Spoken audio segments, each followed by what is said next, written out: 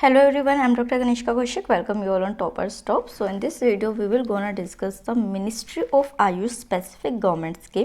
तो यहाँ पे आपको आयुष जो मिशन है उसके बारे में, नेशनल हेल्थ पॉलिसी जिसके अंडर इसको शुरू किया गया है उस बारे में, नेशनल फार्माकोविजिलेंस प्रोग्राम, मधुमेह स्कीम एंड स्वास्थ्य रक्षा प्रोग्राम, इन सभी के प्रीलिम्स के फैक्ट देखने हैं। तो इस तरीके से आई एम थिंकिंग कि जल्दी से जल्दी मिनिस्ट्री वाइज जो है वो आपके सारे गवर्नमेंट स्कीम्स को कंप्लीट किया जा सके जो आपके सभी एग्जाम प्रोस्पेक्टिव से इंपॉर्टेंट हो। चलिए वीडियो को शुरू करते हैं। तो देखिए, आयुष मिनिस्ट्री की जो स्कीम्स है उनको शुरू करने से पहले एक बार आपको पता होना चाहिए कि अभी रिसेंटली जो health and wellness centres Ayush ministry के अंदर सेटअप किए गए हैं उनके क्या प्रोविजंस हैं, क्या उनके बेनिफिट्स होंगे और किस तरीके से वो सिस्टम काम करता है, क्योंकि वो स्कीम्स के अंदर नहीं आता है बट इसी का ही एक जो है प्रोपोनेंट हो गया। ठीक है, तो यहाँ पे नेशनल हेल्थ पॉलिसी 2017 के अंदर ये कहा गया है कि देखिए जो आयुष सिस्टम है उसको और ज़्यादा मजबूत करने की ज़रूरत है और वो तभी हो सकेगा जब वेलनेस सेंटर्स को हर जगह ओपन किया जाएगा। तो जो स्टूडेंट्स पीसीएस के लिए प्रिपेयर कर रहे हैं या फिर ईपीएफओ के स्टूडेंट्स इनको देख रहे हैं तो उनको इसकी जो आयुष सिस्टम है उसकी फुल फॉर्म अच्छे से पता होनी चाहिए कि इसके अंदर कौन कौन से कंपोनेंट्स जो हैं वो मेंटेन है। तो आयुर्वेदा, योगा, नेचुरोपैथी हो गया, यूनानी, सिद्धा, सोवा रिगपा एंड होम्योपैथी, ये सारे के सारे मिलके जो है वो आयुष सिस्टम को बनाते हैं। तो यहाँ पे आपसे ऐसे भी क्वेश्चन पूछा जा सकता है, फुल फॉर्म भी पूछी जा सकती है या फिर आपको कंपोनेंट्स दे दिए जाएंगे कि इनमें से कौन सा आयुष मिनिस्ट्री का या फिर आयुष सिस्टम का पार्ट है या फिर नहीं है। ठीक है, तो यहाँ पे इन सारे सिस्टम्स को एक साथ लाके एक इंटीग्रेटिव हेल्थ केयर जो है वो प्रोवाइड किए जाएगी इंडियन सिटीजन्स को। तो क्या हुआ था कि 2018 के अंदर गवर्नमेंट ऑफ इंडिया जो थी उन्होंने डिसाइड किया था कि वो 1.5 lakh health and wellness centres जो है वो पूरे देश में खोलेंगे ताकि जितने भी सब हेल्थ सेंटर्स हैं उनको ट्रांसफॉर्म किया जा सके प्राइमरी हेल्थ सेंटर्स को, किसके अंदर, एक प्राइमरी हेल्थ केयर के अंदर। और ये जो प्राइमरी हेल्थ केयर होगी वो स्पेसिफिक किससे रिलेटेड होगी, आयुष सिस्टम से रिलेटेड होगी। वीडियो को आगे ले जाने से एक बार मैं आपको बता दूं कि जो हमारे लेक्चर्स होते हैं उन पे अगर आपका रिस्पांस अच्छा होता है तो आपको पीडीएफ हमारे टेलीग्राम चैनल पे मिल जाएगी जिसका लिंक डिस्क्रिप्शन बॉक्स में है। तो अगर हम कॉस्ट एंड टाइम की बात करते हैं in health and wellness centres को खोलने के लिए तो यहाँ पर 3,399.35 करोड़ रुपीज़ का जो एक्सपेंडिचर है वो रखा गया था। और इसकी जो रेशो रखी गई थी शेयरिंग की वो 2:1 रखी गई थी। 2:1 का क्या है कि यहाँ पे जो 2 पार्ट होंगे वो सेंट्रल गवर्नमेंट के थ्रू और जो एक हिस्सा होगा वो स्टेट्स के थ्रू कंट्रीब्यूशन किया जाएगा। तो ये रेशियो आपको अपने प्रीलिम्स के याद रखने हैं। उसी के साथ जो टाइम पीरियड रखा गया, जैसे मैंने आपको बताया कि 2018 में इसकी शुरुआत की गई थी, मतलब कि अनाउंस किया गया था।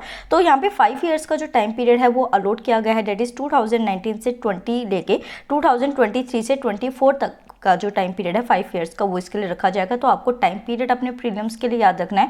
उसी के बाद क्या है कि ये जो सिस्टम बनाया जा रहा है हेल्थ एंड वेलनेस सेंटर्स का, इसके ऑब्जेक्टिव क्या है। तो देखिए यहाँ पे हमने देखा कि जो हमारे सब सेंटर्स हैं या फिर प्राइमरी हेल्थ सेंटर्स हैं उनको ट्रांसफॉर्म करने की बात की जा रही है ताकि एक वेलनेस मॉडल जो है एक होलिस्टिक बेसिस पे बनाया जा सके जिसमें कि जितनी भी पब्लिक हेल्थ केयर सिस्टम है उसको अपग्रेड किया जा सके ताकि आगे कोई भी जो बीमारी होती है वो पहले से ही प्रिवेंट की जा सके या फिर उसका जो क्योर है वो आयुष मिनिस्ट्री, मतलब कि आयुर्वेदा या फिर जो नेचुरल चीज़ें होती हैं उनको यूज़ करके किया जा सके, ना कि एलोपैथी के ऊपर ज़्यादा से ज़्यादा डिपेंडेंस हो। ठीक है, और उसी के साथ क्या है कि जब एक पेशेंट होता है उसके सामने चॉइस होती है कि वो आयुर्वेदा के थ्रू ठीक होना चाहता है या फिर वो एलोपैथिक मेडिसिन के थ्रू होना चाहता है। तो यहाँ पे एक इन्फॉर्म चॉइस जो है वो पब्लिक के पास हो ताकि वो अपनी पसंद का जो ट्रीटमेंट है वो देख सके जो भी आपके पॉकेट फ्रेंडली या फिर आपके हेल्थ के लिए बेटर है। ठीक है, उसी के बाद क्या है कि देखिए ये जो सिस्टम खोला जाएगा, मतलब वेलनेस सेंटर्स खोले जाएंगे, तो इसमें क्या होगा, पहले स्टेट और जो यूनियन टेरिटरीज होगी उसके साथ कंसल्टेशन करना होगा।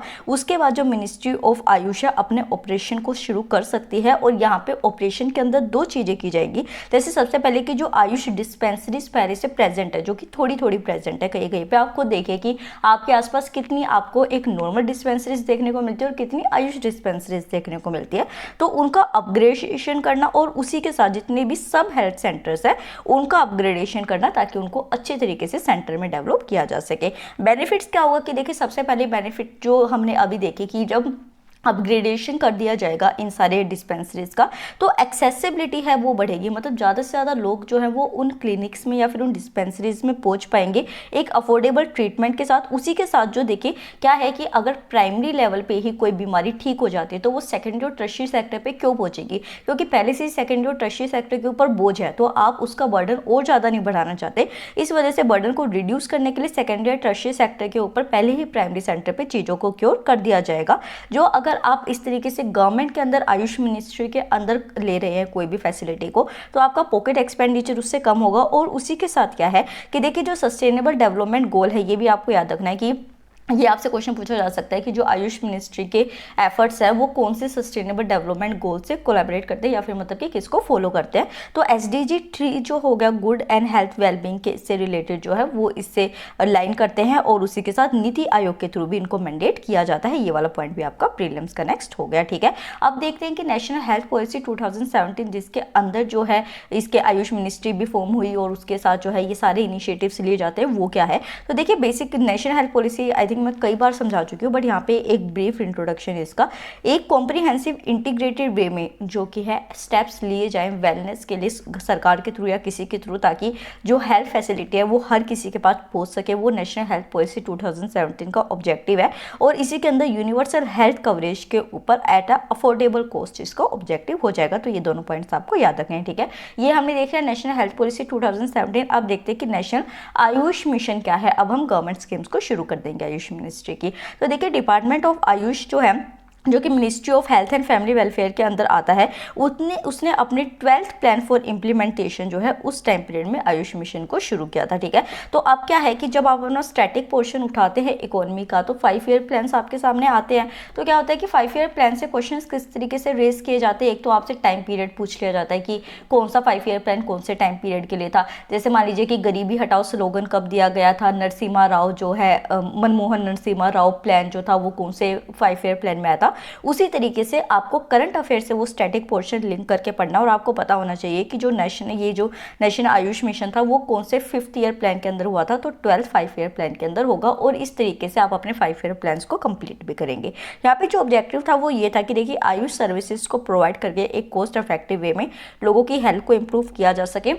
यहाँ पे जो है वो 2 कंपोनेंट्स बनाए गए, एक ओब्लिगेटरी और एक फ्लेक्सिबल। ओब्लिगेटरी का क्या मतलब है कि वो कंपलसरी है, वो होगा ही होगा। और फ्लेक्सिबल में क्या होता है कि स्टेट और जो यूनियन टेरिटरीज होती है उनको एक फ्री हैंड दे दिया जाता है कि देखिए आप चाहे तो इसको इंप्लीमेंट कर सकते हैं वरना रहने भी दे सकते हैं। तो ओब्लिगेटरी कंपोनेंट्स और फ्लेक्सिबल कंपोनेंट्स आपको अच्छे से याद रखने हैं, डायरेक्टली एग्जाम में पूछे जा सकते हैं। So this is the important slide. तो आयुष एजुकेशनल इंस्टीट्यूशंस को सेटअप करना ये ओब्लिगेटरी है, क्योंकि देखिए हमने बात क्या की कि पब्लिक के पास अवेयरनेस होनी चाहिए। जब तक हम उस चीज को बढ़ावा ही नहीं देंगे तो वो आगे कैसे फैलेगी। तो आयुष एजुकेशनल इंस्टीट्यूशंस को सेटअप करना, उसी के साथ आयुष सर्विसेज प्रोवाइड करना जो भी पेशेंट है, उसी के साथ देखिए मेडिसिनल प्लांट क्वालिटी को कंट्रोल करना। और अब इस चीज को आप देखिए कि हमने सिद्धि यूनानी और आयुर्वेदा की बात की, तो अगर वो मेडिसिन जो है प्लांट से बनती है, अगर वो प्लांट्स की ही क्वालिटी अच्छी नहीं होगी तो वो दवाइयाँ असर कैसे करेगी, तो लोग फिर दोबारा से वहां से हट जाएंगे। इस वजह से मेडिसिन प्लांट क्वालिटी को कंट्रोल करना ओब्लिगेटरी कंपोनेंट्स के अंदर आते हैं। और अगर हम फ्लेक्सिबल कंपोनेंट की बात करते हैं तो योगा और नेचुरोपैथी जो होता है उससे related Ayush wellness centres open करना, ये मर्जी है कि आप कितने खोलना चाहते हैं या नहीं खोलना चाहते। और उसी के साथ टेलीमेडिसिन प्रोवाइड करना फ्लेक्सिबल कंपोनेंट्स के अंदर आ जाएगा, ठीक है। अब नेक्स्ट स्कीम को डिस्कस करते हैं, दैट इज स्वास्थ्य रक्षा प्रोग्राम। तो देखिए एक चीज़ आपको याद रखनी कि स्वास्थ्य रक्षा प्रोग्राम से ये तो आपको क्लियर हो गया होगा और आयुष मिनिस्ट्री के अंदर है कि हेल्थ को प्रोटेक्ट करने की बात की जा रही है। बट यहाँ पे जो एक मेन चीज़ आपको याद रखनी है कि इसके अंदर जो है वो हेल्थ एजुकेशन को प्रमोट किया जा रहा है और किसके अंदर किया जाएगा, विलेजेस के अंदर किया जाएगा। क्योंकि आप देखिए कि जैसे जैसे मॉडर्नाइजेशन आ रहा है और जो लोग जो है अपने आप चीज़ों को संभल रहे हैं या फिर आगे मतलब कि देख रहे हैं कि क्या साइड इफेक्ट्स हो रहे हैं मॉडर्न वेज के, तो वो संभल जाते हैं और वो दोबारा ट्रेडिशनल वेज में जा रहे हैं। बट जैसे हम विलेजेस में, रूरल एरियाज़ में या फिर थोड़े से सब रूरल एरियाज़ या सब अर्बन एरियाज़ होते हैं, वहाँ पे जाके देखते तो लोगों को अभी भी नहीं है आइडिया कि वो जो मॉडर्नाइजेशन की तरफ जा रहे हैं उनका कितना साइड इफेक्ट है।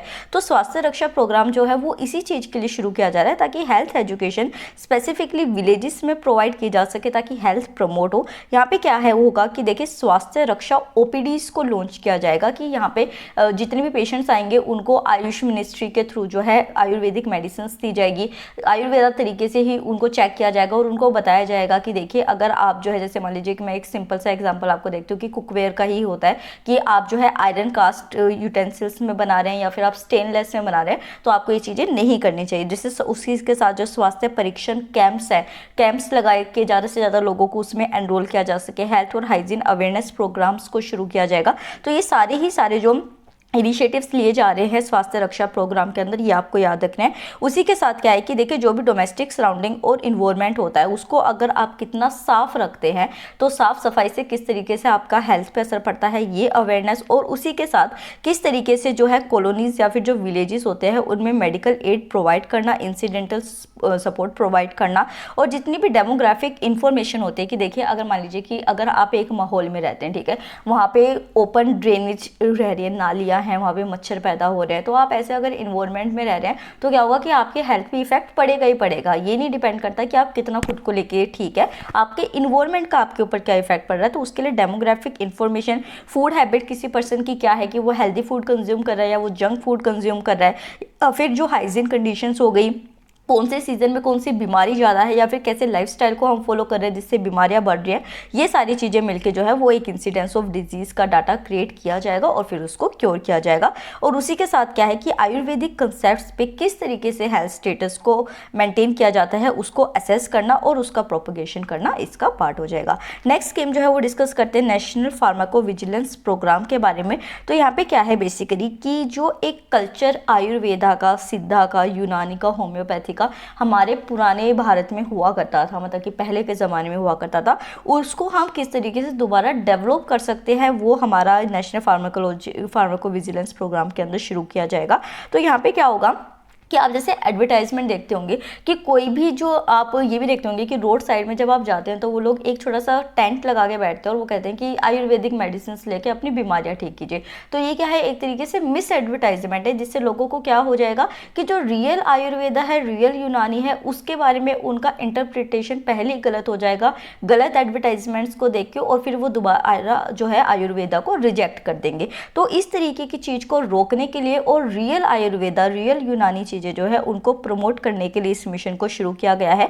तो मिसलीडिंग एडवर्टाइजमेंट्स जो है उनकी स्ट्रिक्ट मॉनिटरिंग करना और उसी के साथ जो है इलेक्ट्रॉनिक मीडिया या प्रिंट मीडिया में सही इंफॉर्मेशन प्रोवाइड करना यहाँ पे किया जाएगा। उसी के साथ देखिए जो भी क्वालिटी का इशू होता है, जैसे मैंने अभी जस्ट आपको एग्जांपल दिया कि रोड साइड जो ये छोटी छोटी चीज़ें बेच रहे होते हैं इस तरीके से, तो आयुर्वेदा, सिद्धा, यूनानी से रिलेटेड जो भी क्वालिटी इशू है उसको देखना वेरियस सोर्सेज से। और उसी के साथ जो है ये शुरुआत कब की गई थी, मतलब कि इस स्कीम की जो एंड की गई थी कि कब तक इसको इम्प्लीमेंट कर देना चाहिए, तो 2017-18 तक इसको एंड करने की बात कही गई थी कि इसका इम्प्लीमेंटेशन पूरा हो जाना चाहिए। इम्प्लीमेंटेशन मैकेनिज्म यहाँ पे जो है वो 3 स्टेजेस में किया जाएगा, जैसे कि 3 टायर नेटवर्क यहाँ पे इस्टेब्लिश किया गया है, एक नेशनल लेवल पे, एक इंटरमीडिएट लेवल जो कि आपका स्टेट लेवल हो गया, या फिर आप डिस्ट्रिक्ट लेवल कह सकते हैं, दैट इज पेरिफेरल लेवल पे। तो 3 टायर मैकेनिज्म होगा, ये आपको याद रखना है। और उसी के साथ एक all India institute of Ayurveda new Delhi के अंदर ओपन करना है, जैसे कि एम्स है, उसी तरीके से जो है ये all India institute of Ayurveda खोला जाएगा, जो कि एक जो ऑटोनोमस बॉडी होगी मिनिस्ट्री ऑफ आयुष के अंदर,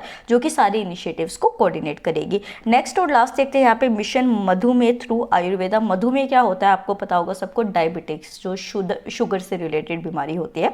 तो यहाँ पे जो मिशन मधुमेह है उसको पूरी कंट्री के अंदर थ्रू आउट इम्प्लीमेंट किया जा रहा है, क्योंकि डायबिटीज़ जो है वो इस टाइम की सबसे वर्स्ट नॉन कम्युनिकेबल डिजीज़ के अंदर आते हैं, कि जो हर फैमिली में एटलीस्ट 2 से या फिर 3 पर्सन भी हो सकते हैं जिनको वो इफेक्ट करती है। तो यहाँ पे नेशनल ट्रीटमेंट प्रोटोकॉल जो है वो स्पेसिफिकली इसके लिए डिज़ाइन किया गया है ताकि आयुर्वेदा को यूज़ करके डायबिटीज़ का मैनेजमेंट किया जा सके। ठीक है, तो मिनिस्ट्री ऑफ आयुष जो है उसने यहाँ पे स्टेट गवर्नमेंट से कम्युनिकेट किया है ताकि वो इस रिगार्ड में स्टेप्स ले सके। और उसी उसी के साथ जो स्टेट्स है वो एक्टिविटीज़ को प्लान करेंगे कि किस तरीके से जो है free Ayurvedic health care services जो है डायबिटिक पेशेंट्स को प्रोवाइड की जा सके। और उसी के साथ कैंप्स लगाना। देखिए कैंप में जाएंगे तो उनको पता चलेगा कि किस तरीके से जो आयुर्वेदा है वो अब डायबिटीज़ को टैकल कर सकता है। पब्लिक लेक्चर्स से अवेयरनेस को क्रिएट करना पब्लिक रिगार्ड डायबिटिक्स में, ये भी इसका पार्ट हो जाएगा। ठीक है, लास्ट में यहाँ पे क्या है कि स्टेट लेवल पे मिशन जो है वो गवर्न होगा और एग्जीक्यूट होगा स्टेट आयुष सोसाइटी से। ये भी प्रीलिम्स का पॉइंट हो गया, तो देखना है आपको। और उसी के साथ यहाँ पे आयुर्वेदा, यूनानी, होम्योपैथी और सिद्धा के सभी प्रोग्राम जो भी एस्पेक्ट्स होते हैं उनको कवर किया जाएगा। कवरिंग के साथ साथ कैपेसिटी बिल्डिंग करना, ड्रग प्रोक्यूरमेंट करना जितने भी आयुर्वेदा के हैं, या फिर मॉनिटरिंग करना, सारी की सारी मधुमेह प्रोग्राम के अंदर आएगी। तो आज हमने आयुष मिनिस्ट्री की सारी स्कीम्स को डिस्कस किया। ज़रूर मुझे बताइएगा कि आप ऐसे मिनिस्ट्री वाइज सारी गवर्नमेंट स्कीम्स को देखना चाहते हैं या नहीं देखना चाहते। वीडियो कैसी लगी ये भी ज़रूर बताइएगा and give a thumbs up to video और चैनल को सब्सक्राइब कीजिए। Thank you so much.